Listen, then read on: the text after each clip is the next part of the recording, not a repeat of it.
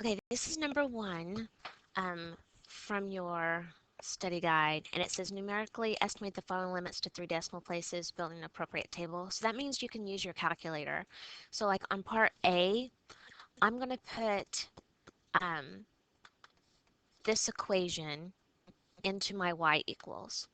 So I'm going to have 1 plus x raised to the negative 1 divided by x. Okay, so there's my equation. And now we're going to go to our table. So I'm going to hit second graph to go to my table. Now, we need to be able to type numbers in here. And so see how if I actually, it won't let me type numbers in. That's what I was going to show you. Okay, so if it won't let you type your own numbers in, here's what you need to do. You're going to go to second window for table set. And then we want this independent variable. We want to ask us because that's going to allow us to enter in our own numbers. So you need to highlight the word ask for independent and press enter. And now if we go to second graph for table, okay, if you still have numbers in there, you can just type over them, it doesn't matter. So I want to find the limit as x approaches 0 from the right-hand side. That means I have to type in, and he wants at least 4 values. So I'm going to type in 4 numbers that are really, really close to 0 on the right-hand side of 0, but not quite to 0. So for example, 0.01. That would be really close to 0. And then 0.001. And then 0.0001. And then 0.00001. I don't know if I want an extra place or not. There you go. Okay, so this is what he wants to see. All right, whenever I click over here, I'm going to lose my calculator. So he's going to want to see x, and then you can call this y or f of x. It doesn't matter. So 0.01, 0.001, 0.0001, 0.00001. And then he's going to want you to write down these values on your table. And then we need to say what the actual limit is. It says to 3 decimal places. So our answer would be 0.368 as our total limit. So 0.368 is our limit. But then he's also going to want you to write down these 4 values along with these. Okay.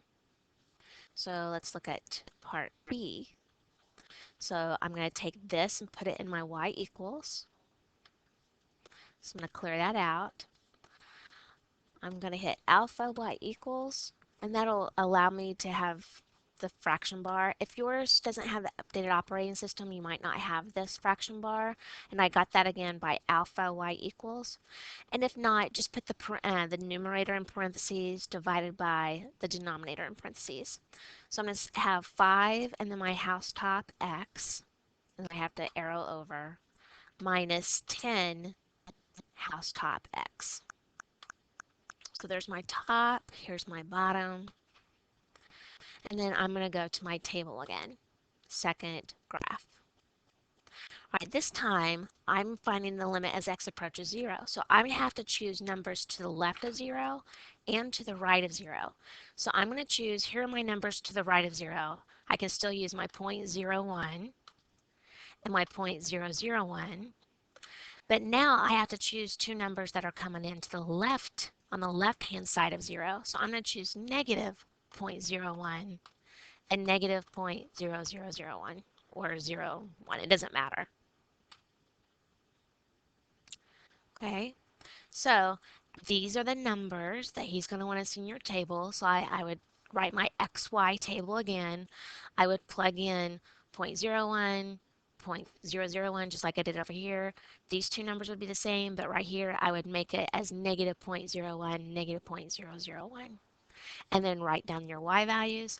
And then your total answer would be, see how all these numbers are approaching the same number. So And the one I know to write is usually like if I put one more in there, negative 0.00000001. Okay, I'm going to make it really, really close to 0. Okay, that's going to be your number that you write down. So I'm going to write negative 0.693, negative 0.693. And again, you'll write that table down with it. And then part C, y equals, I'm going to clear that out. I have x plus the square root of x squared plus 3x. Oops, I don't know what just happened here. Y equals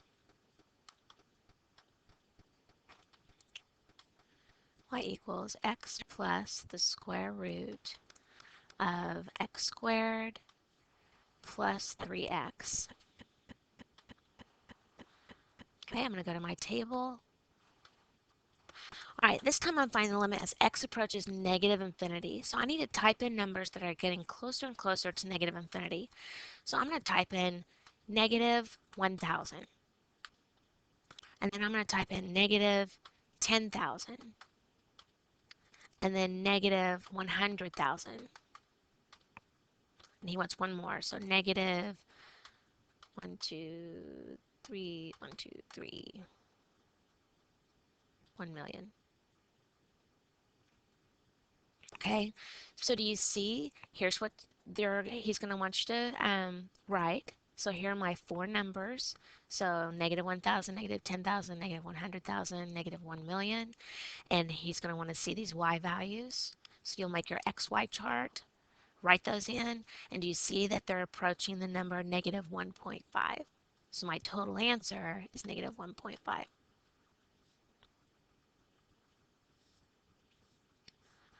All right, number 2. State precisely the domains of the following functions in set notation or interval notation.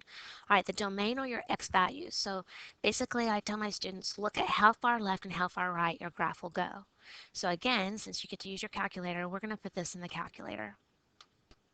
So I'm going to hit my alpha y equals, so I can get my fraction button. 1 on top, and then the square root of x squared minus 2x. Whoops, I don't know what happened there.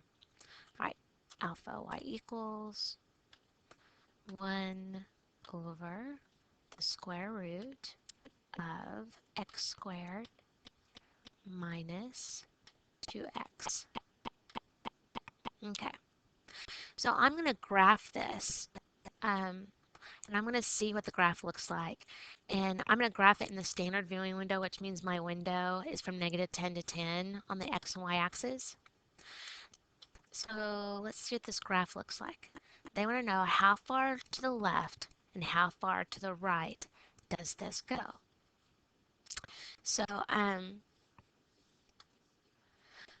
okay, so on number 2, I'm supposed to find the domain of the function. So on part A, I'm going to graph this. Oh, okay, I already graphed. Sorry, I couldn't remember. I had to pause this because I had to go teach my class real quick. All right, so here's my graph. It's kind of hard to see. I'm going to change my window. Instead of negative 10 and 10, I'm going to change it from negative 5 to 5 on my x and y axis. And then graph it. And remember, my domain is how far to the left and how far to the right it goes.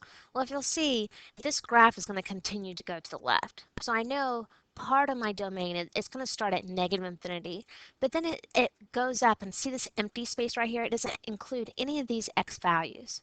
Well, it's easy, kind of easy to see. If I take what's underneath this radical, x squared minus 2x, and set it equal to 0, I can factor out an x, and I'd get this. So x equals 0, x equals 2. Do you see that if I plug 0 in for x, I'm going to get 0 in the denominator? So I know that it can't, my x value cannot be 0. And the same thing with 2, because 2 squared minus 2 times 2 is 0. So when I look at the graph, it makes sense that it cannot include the numbers between 0 and 2. All right, so here's how you would write the domain. Domain equals, and it says, I'm going to write it in interval notation, negative infinity to 2, I'm sorry, to 0, unioned with 2 to infinity. That is my domain. So what that's saying is it can go all the way to the left, but it has to stop at 0, and then it picks up back at 2 to positive infinity. Okay, part B is a weird one, and I don't know how he's going to want you to write your answer. Um, in fact, you might just want to ask him about this because the graph looks really weird. Okay, so I'm going to wait on that one.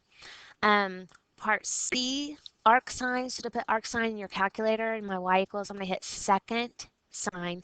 And by the way, you want to make sure that you are always in radian mode. Anytime you're using your calculator in calculus, you'll always want it to be in radian mode. So hit mode and then radian. So I'm going to hit this. To get arc sine, you hit second sine. And then 1 divided by 1 plus my x squared.